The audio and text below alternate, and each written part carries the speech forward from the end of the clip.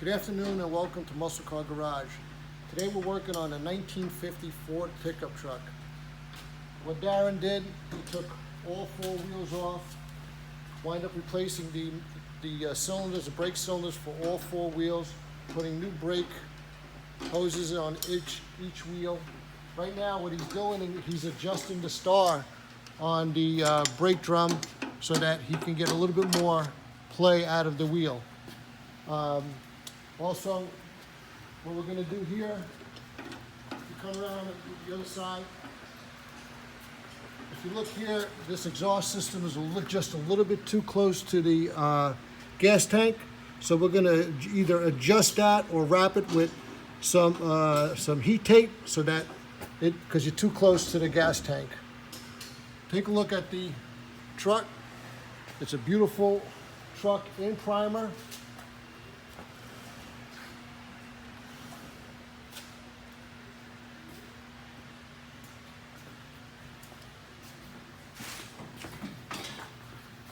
If you need any work done, call us at 973-758-8944.